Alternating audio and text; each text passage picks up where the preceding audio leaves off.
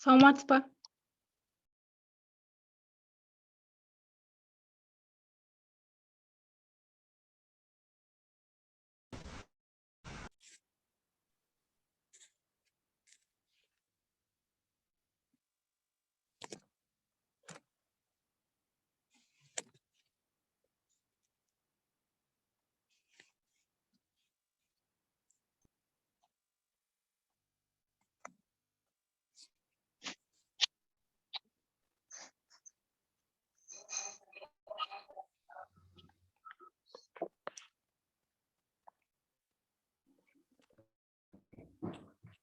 Саламатсызбы апай.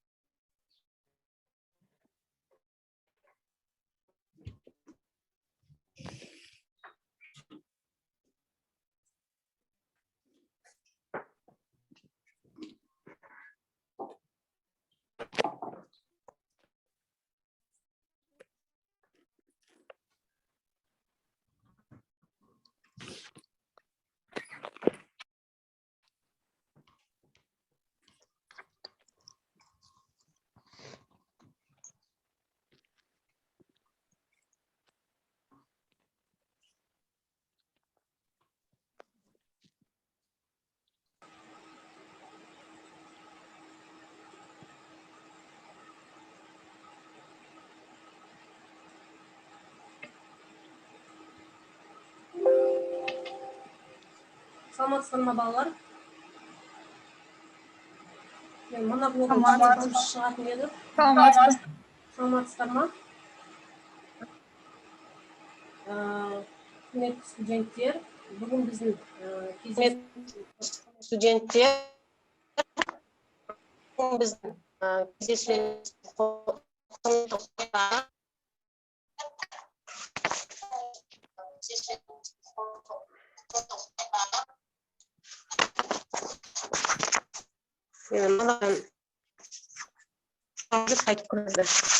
Ұлаға кірдіңіздер ма? Әбе? Мен дауыс месін қояр енді.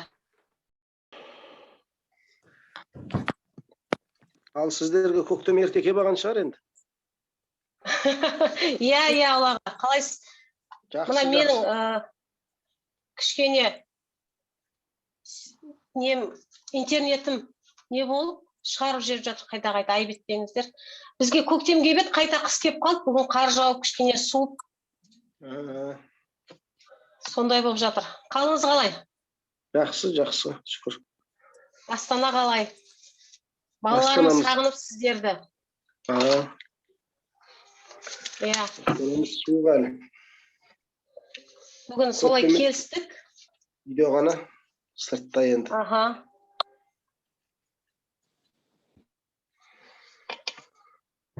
Әбем де кірді ғой деймін, әбе. Енді, саламатсыз ба, әбе? Қош келдіңіздер, құрметті студенттер. Бүгін кешеден бері Афиша тарқатып, сіздерге хабарландыру беріп, бір керемет әңгіменің куәсі болсын деп, қатыссын деп хабарладық. Ықыластарыңызға рахмет. Арнайы уақыт бөлген біздің бүгінгі қонақтарымызға да көп рахмет. Сіздерге жақсы, тұшымды, тың әңгімелер айтылады. бұл кісілерді таныстыру уақыт алады деп ойлаймын. Олағанды әбенді бәріміз танимыз. Мен кафедраның нелеріне арнайы салдым. Әлеуметтік желідегі парақшаларына бұл кісілер туралы ақпаратты сол жерден оқып аламыз. Екеуіне 2-40 минут кетеді. Қазір олаған мен әбенді таныстырып отырсам, атақты аңқын бүкіл жасаған еңбектерін айтып отырсам. Олай етіп қолжетімді ақпаратқа уақыт бөлмейік деп, екеуіңізге сөз береміз енді. Тізгін екеуіңізде, біз тек тыңдаушымыз. Әбеке, онда бастай беріңіз әңгімені. Сіз екеуміз ана баяғыдағы келіспей айтысатын ақындар секілді хабарласпай жаттық қой кешелі бері. Саламатсыздар ма, құрметті студенттер. Енді Мұқағали Мақатаев туралы ғой бүгінгі әңгіме. Жалпы Мұқағали Мақатаев туралы айтқан кезде әдебиеттану ғылымында бір мәселе бар. Оны барлықтарыңыз білесіздер. Ақынның өмір сүрген дәуірі деген нәрсе бар. Әдебиетте өз кезеңдері бар. Қазақта бір сөз бар. 50 жылда ел жаңа, 100 жылда қазан деген. Бұл осы бір ғана мақалға қарап, қазақтың уақытты дәуірді қаншалықты дұрыс түсінгенін, оған қаншалықты мән бергенін аңғаруға болады. Мен ойлаймын, тек қана ақында емес, кез келген адамда өзі өмір сүріп отқан дәуірді тану деген жауапкершілік бар. Егер кім-де-кім өзінің өмір сүріп отқан уақытты дәуірді дұрыс танымайтын болса, оның позициясы ешқашан дұрыс болмайды. Ол дұрыс өмір сүре алмайды керек болса. Сондықтан біз Мұқағали туралы әңгіме бастаған кезде Мұқағалидың өмір сүрген дәуіріне міндетті түрде тоқталуымыз керек. Мысалға Абайда мынандай бір шумақ бар. Шортанбай дулатпенен бұхар жырау, өлеңі бір жамау, бір құрау, әттең дүнай сөз таныр кісі болса, кемшілігі әр жерде көрінеу тұрау деген деп келетін шумақ бар. Әуезов Абайтауындан жарияланбаған материалдар деген кітабында, ғажап кітабында Абай бұлардың ақындығын сынап отқан жоқ, қоғамдық көзқарасына көңіл толмай отыр деп айтады.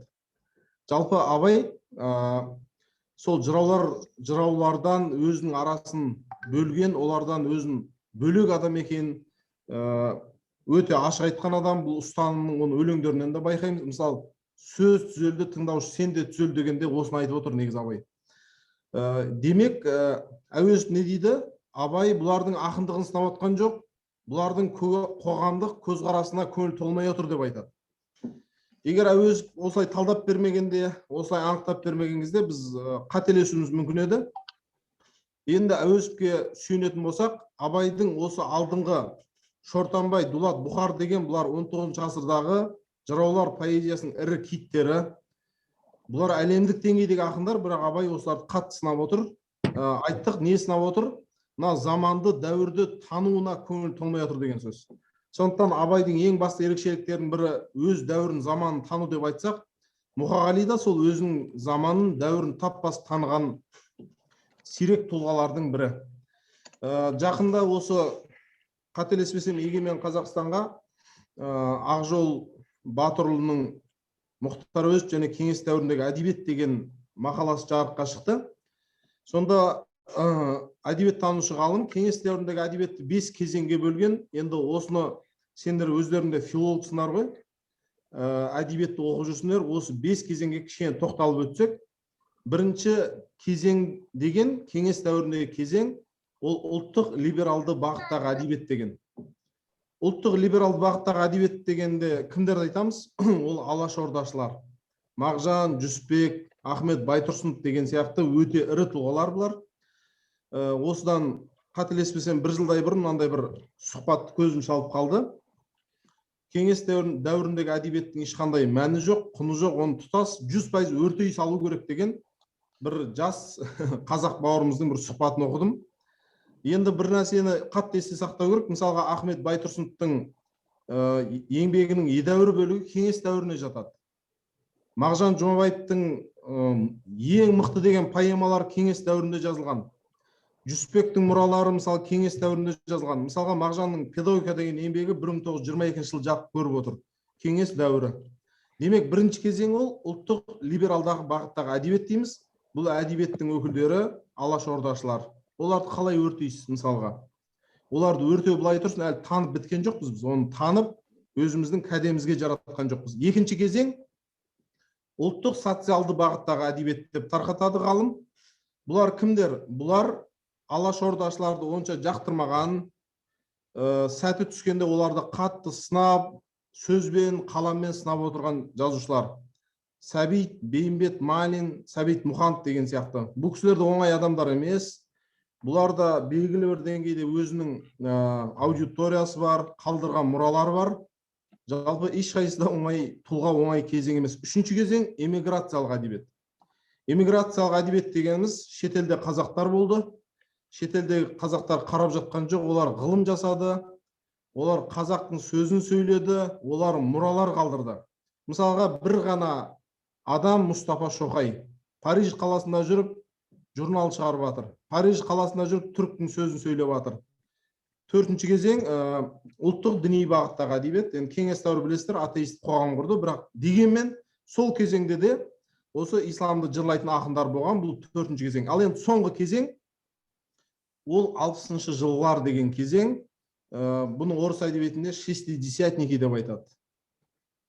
60-шы жылдар. Бұлар кімдер? 60-шы жылдар деп неге бөлек айтып отырмыз?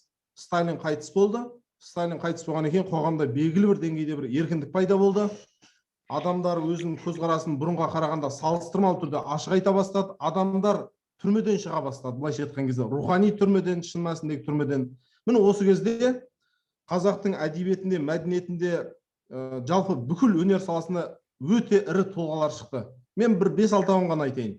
Мысалы, поэзияда Мұқағали Мақатаев шықты, Мұхтар Шаханов шықты. Байқап отырсыздар ғой, бұлар өз жеке бір өзі ғасырда тұтас бір дәуір болуға татитын ақындар бұлар негізінде. Қадыр Мырзалиев, прозада Бердібек Соқпақбаев мысалы үшін. Дәл осы кезеңге Бауыржан Момышұлының Ұшқан ұясын жатқызуға болады 1956 жыл, 60 жылдар дегенде. Кино саласында Шәкен Аймановтың Тақиялы періштесі. Музыка саласында Шәмшінің әндері. Байқап отырсыздар, енді бұл дәуірдегі тұлғаларды сызып тастау былай тұрсын. Біз оларды әлі танып үлгерген жоқпыз. Біз олардың мұраларын танып, оқып, бойымызға сіңіріп үлгерген жоқпыз. Ең құрығанда сіңіріп түсініп алу керек, одан кейін өртеу қашпайды деген ой айтқым келіп тұр енді. Енді осы кездегі жалпы қолына қалам ұстағандардың ішінде Мұқағалидың шоқтығы бәрінен азып кетті. Мұқағали ол космостық деңгейдегі ақын. Бірде осы Шымкентке кездесуге келген Мұхтар Шахановтың айтқан бір сөзі есіме түсіп отыр. Мұхтар Шаханов айтады, жалпы 3 биіктік бар дейді. Бірінші, тауықтар ұшатын биіктік. Олар да ұшады. Олар да өзінше самғап жүрміз деп ойлайды. Бірақ олар ары кетсе бір 30 метр, 10 метр, 20 метрге барған екен қайттан қонады. Екінші биіктік ол құстар ұшатын биіктік. Ал үшінші биіктік ол космостық биіктік деп айтты. Сол Қырғызстанға барған кезде мен қырғыз ағайындарға айттым, сіздер ренжімеңіздер. Сіздерде космостық биіктікке жеткен, қолына қалам ұстағандардың ішінде бір-ақ адам бар, ол Шыңғыс Айтматов деп айтқан едім дейді. Ал енді бізде де осы биіктікке жеткен адамдар аз емес, соның бірегейі Мұқағали Мақатаев. Енді неге қатты ерекшеленіп тұр деген әңгімені келесі бір сөз кезегі тигенде айтайық. Ары қарай Ұлбеке өзіңіз жалғастырыңыз. Өзі сізді тыңдай берсек па деген ой келіп отыр қазір. Сізді тыңдайық. Айтқандарыңызды түртіп алып отырмыз.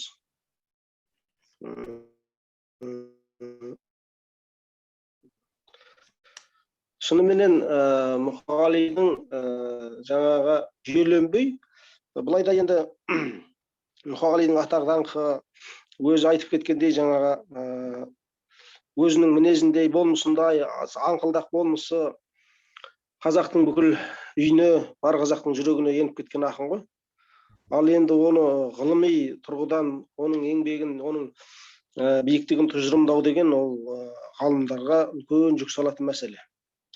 Осы мәселе толығыменен немесе бір көңіл көншітерліктей атқарылып жүр деп айта алмаймын.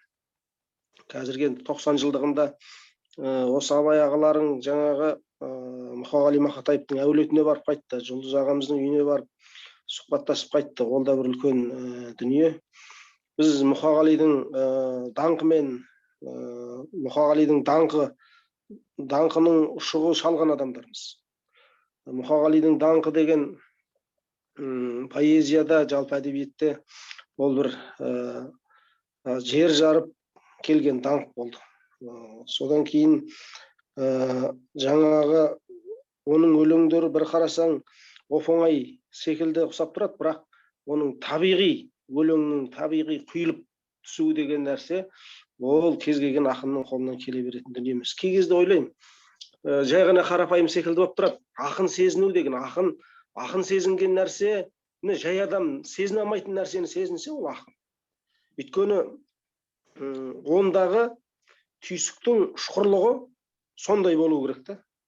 Айтпегенде мынандай өлеңі бар, мысалы, тауға шығып ентігіп, етегіңді жел тұрып, енжарлықты өлтіріп, тұрсаң ау бір желпініп, текпелетте терең сайлар шатқанда, бұлақ ағып жатқанда, сәби өзен шырылдап, жер текпелеп жатқанда, омырауыңды ағытып, аунай кетсең мақпалға, содан артық бақ бар ма дейді.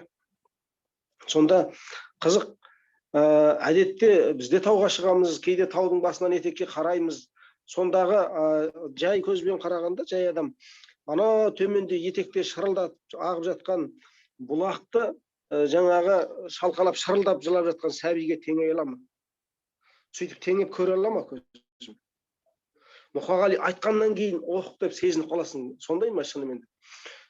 Таң қаласың, кейде бұндай ойлар, бұндай сезіністер қайдан келеді ақынға деп. Кей кезде жаңағы бір қиялдап кеткен кезде, немесе жаңағыны барынша бір тексеріп ізденгің келген кезде Мұқағалиға осы ой қайдан келді деген бір ой келіп еді маған. Соны ізденем. Өзенді шырылдап ағып жатқан суды шырылдап жатқан балаға, сәбиге теңеу оған несіне қайдан келді? Мүмкін ойлаймын, жаңағы бізде ол қариялар айтқан, әжелер айтқан әңгімелерден өзіне бір кішкентай кезінде құлағында қалған әңгіме, ана жаққа барған кезде сол бір ана сынған сәуленің шағылысуындай болып ойына келген болуы мүмкін. Мысалы, Зәмзәм суының шығу тарихын айтады ғой. Шырылдап сәби, ен далада шырылдап, шалқалап, шөлдеп, таңсып, қаталап, шырылдап жылаған кезде табанынан бұрқ етіп су шығады ғой. Жаңағы соны жинал, топтал деген, зем деген сол екен ғой. Сөйтіп жиналып су шығады. Сол секілді әңгімеден жаңағы сәбидің, өзеннің, судың шырылдап жатқан, шалқалап шырылдап жатқан сәбиге ұқсатуы осындай нәрселердің жаңағы ақынның өз жанына әсер етіп келіп бір шыққан дүниелер секілді да. Сондықтан Мұқағалидың ешкімнің аузына түспейтін және қарапайым айтыла салған өлең шумақтары әр неде көрініп тұрады. Сондықтан бір өлеңнің қалыбына түсіп, енді шамалы ақындығы бар адамдар бұлайша жаза беруі мүмкін өлеңді, бірақ мына секілді сөздер шын ақынның қаламына ілінетін нәрселер. Сондықтан Мұқағали ол бір өте үлкен күрделі құбылыс, ақындықта, адамдықта, кісілікте, жаңағы оның естеліктерінен де адамды таң қалдыратын дүниелер өте көп. Сосын мынаны байқадым, әбеке, Мұқағали мынау өзін өзі жігерлендіруде, мына болып жатқан нәрседен былайша айтқан кезде енді бір өмір сүруге, талпынуға, өзін өзі жұбатуға келгенде, енді өзін жұбатуға келгенде бір, қалай айтсам екен, қанша бір нәрселерді тапқан екен поэзияда. Бұл осы көңіл күйде көп адам болуы мүмкін, бірақ өзін жұбатуға адам өзін итермелейді, біреу жұбатпаса сен өзің жұбатқың келіп тұрады. Осы тұрғыдан Мұқағалидың өлеңдеріне адамдар жақын ба екен деп те кейде ойлаймын. Мысалы, ана Майгүл деген қызға айтып тұрғанда Мұқағали ол өте қатты батқан жаңағы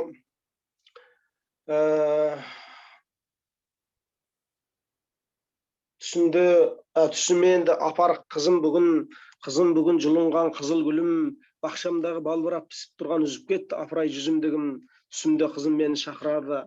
Өзеннің ар жағында отыр әлі ғапу балам, ғапу ет бара алмаймын мен деген жер бетінің ақмағы деп келеді ғой. Сөйтіп келіп, бүйтіп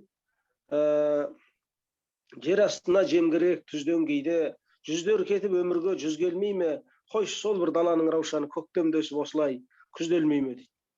Осы секілді Мұқағалидың өлеңдері өте көп осы сипаттағы. Ол соғыс кезіндегі болсын, сосын соғыс кезін сол кезде көп адамдар соғысты кеңес үкіметі түсіндіргендей түсінді ғой. Осындай фашист, осындай жау, бізге осындай. Мұқағали оны мүлде басқаша масштабта түсінген екен. Оны Мұқағалидың кәдімгі өлеңдеріне қарасаңыз, Мұқағалидың соғысқа берген бағасын, айтқан дүниесін, оның ойын, соған деген көзқарасын анық білуге болады. Біреу үшін бұл соғыс дейді, жаңаға ойын ғана дейді. Біреу үшін ермек қана, біреу үшін саясат дейді, біреу үшін жаңаға әке, біреу үшін заржылаған жаңаға ананың жасы дейді да. Өстіп ана соғыста болып жатқан әлемдік ойындардың масштабын көріп отыр, кең көріп отыр. Жаңағы Абай ағаларың айтқандай, тура өзі сүрген қоғамның әрбір болып жатқан оқиғаларға берген бағасы өте анық. Және шын хақиқатты бағаны беріп отыр да ол.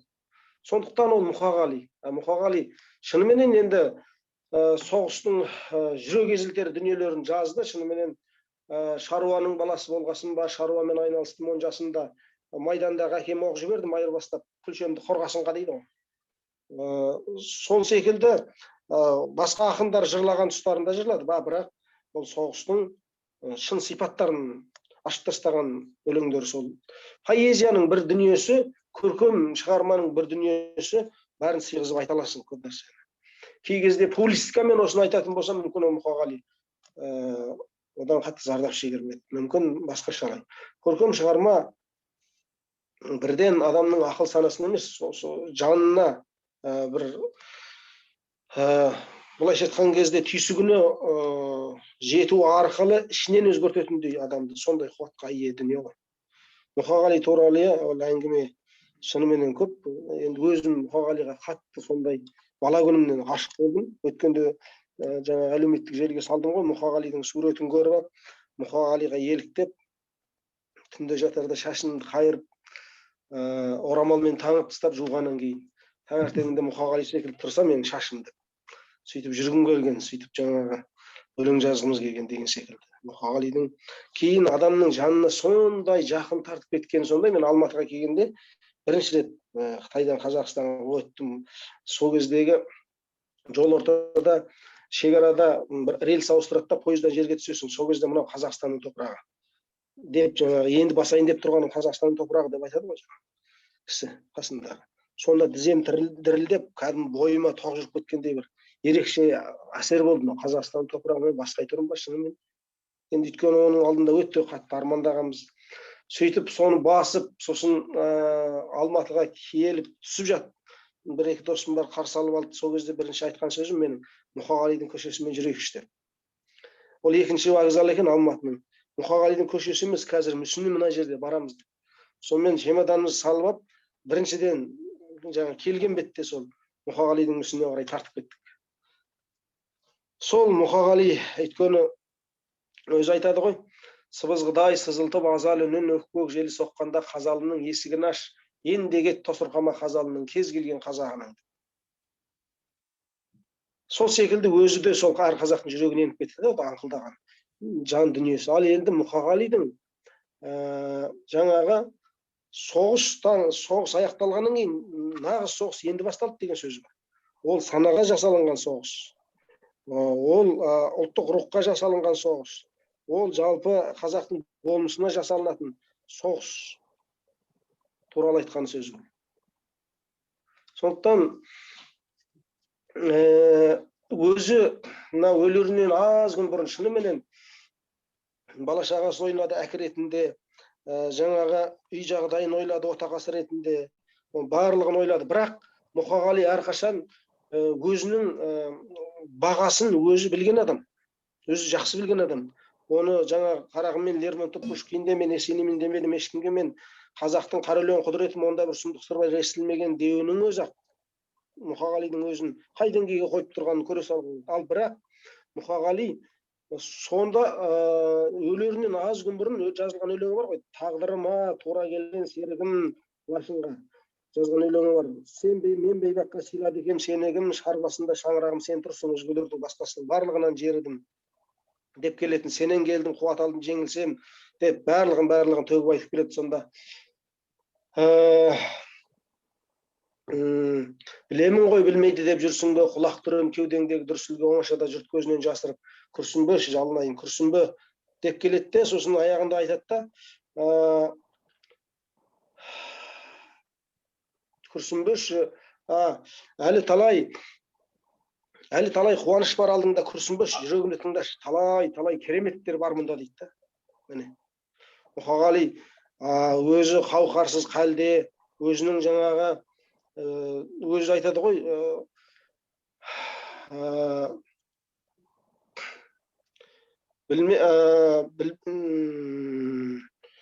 өзімнің есебімде мен биыл дәл 40-тың бесеуінде, кім біледі енді қалған ғұмыр неше жылға жетерін, неше күнге ұмыт болып есебің есегімде ұйықтап кетсем болған төсегімде 40-тың бесеуінде дейді.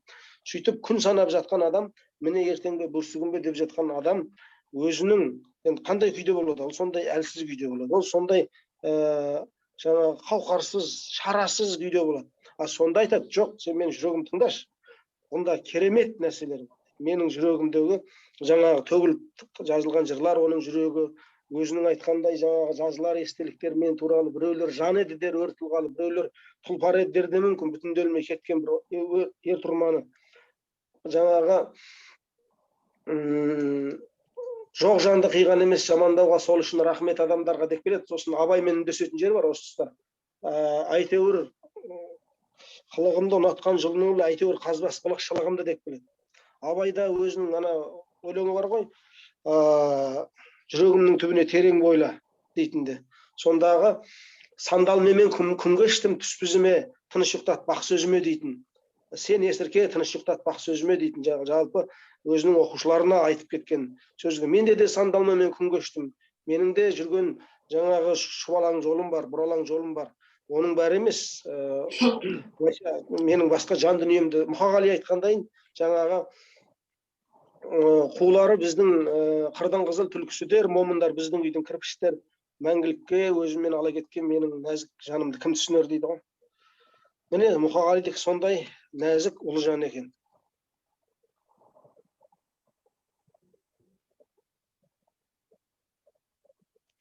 Деп әңгімені кезек алмастырып отырайық. Балалар сөйлесін. Әбеке сөйлеңіз. Мұқағали туралы айтсақ айта береміз. Қымызды сапырып қойып, таңға жаңа Жұлдыз ағамыздың шаңырағында болып қайтты деп айтып қалдыңыз ғой, Олеке? Иә. Сол сапар туралы қысқаша бір айтып жіберейін. Мұқағали Мақатаевтың ұлы Жұлдыз ағамыздың үйінде болып қайттым. Бір 2 сағат сұхбат жүргіздік. Мен қызмет істейтін жерім Назарбаев зияткерлік мектептер дейді. Сол Қазақстанның әр аймағындағы сол мектепте қызмет жасайтын мұғалімдерге сұхбат жүргіздік. Сонда есінде қалған бір 2-3 мәселемен бөлісе кетейін. Бірінші, Мұқағали Мақатаевтың болмысы туралы, ол кісі туралы айтылған әңгімелер бар. Неше түрлі естеліктерге қарап отырып, мен бір ардың көрдің адам деп ойлаушым, шын айтқан кезде. Бірақ Мұқаңның қолжазбаларын көрген кезде таң қалдым. Бүкіл өлеңдері 16 дәптер келіні қанттай сақтап отыр екен кәдімгі. Сонда ана дәптерлерде бір артық сызық жоқ, бір артық сызық жоқ.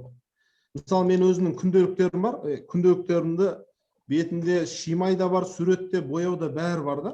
Ал ана жерде бір артық бір сия тимеген, соншалықты өте ұқыпты кісі екен. Орысша айтқанда өте аккуратный адам болған екен. Мен шынымды айтсам, Мақаңды ондай адам деп ойлаған жоқпын. Одан кейін тағы бір мәселе, мынау отырған жерінде тәртіпті қатты жақсы көретін еді дейді. Және жазу үстелінде үнемі таптай болып тұратын, бас артық зат бір шашылып жатқан, бір сыбырдақ жатпайтын дейді да, артық. Бұның ұлы айтып отыр, баласы. Сондықтан мен осы көрген нәрсеме қатты таң қалдым. Жаңағы дәптерлердің сақталуына. Мен Бауыржан Момышұлының дәптерлерінде көрдім, соғыста жүріп жазған.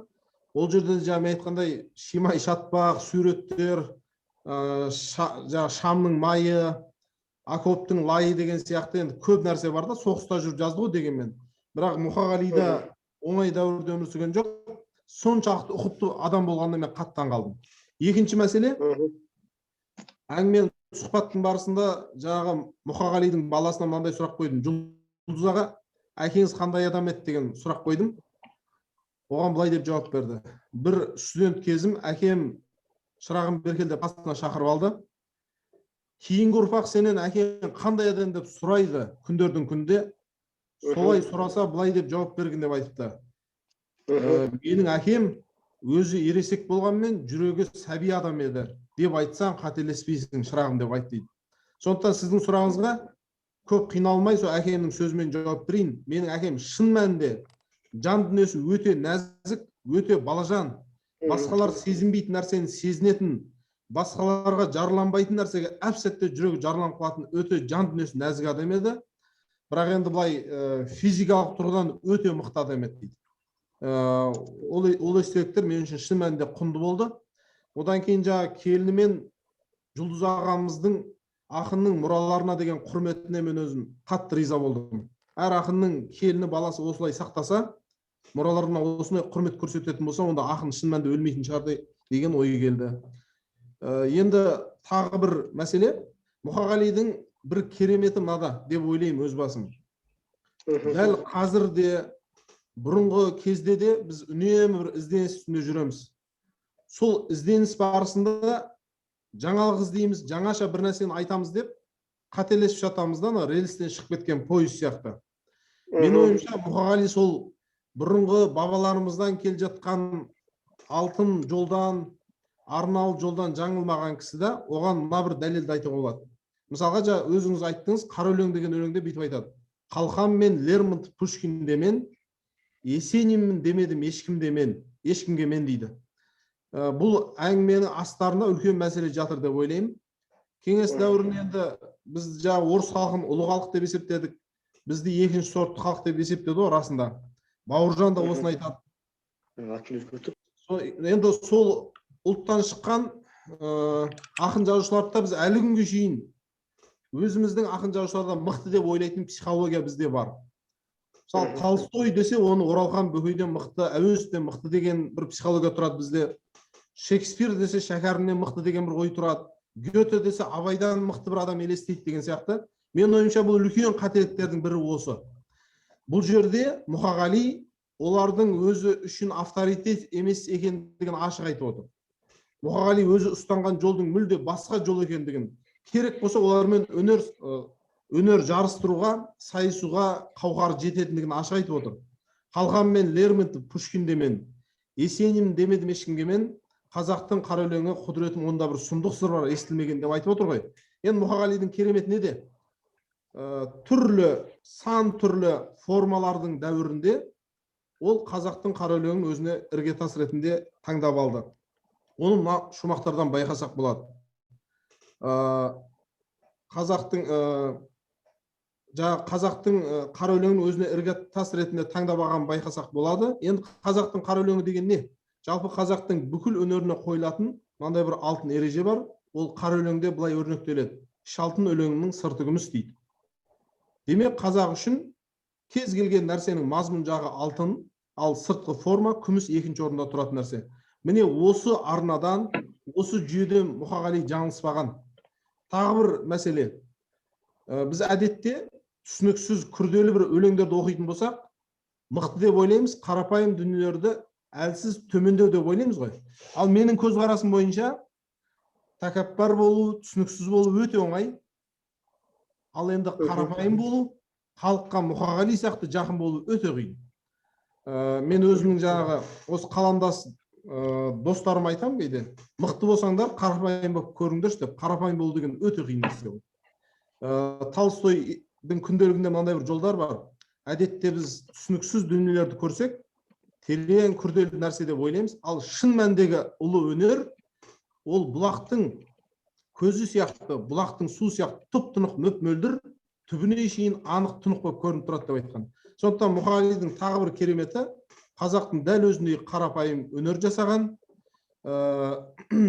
және оны жасаудың үдесінен шыққан.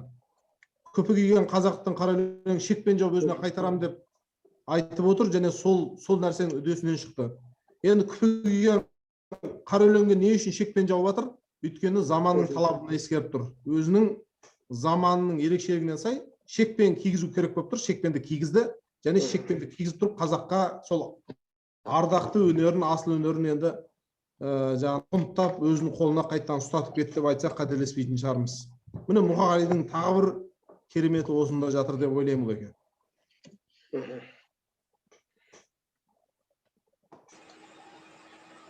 Жақсы әңгіме болып жатыр мынау.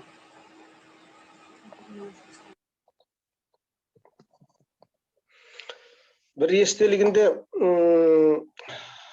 Нұрғиса Тілендиев айтады. Мұқағалименен 2-3 ай бірге жұмыс жасадық. Өте көп әндер жазылды.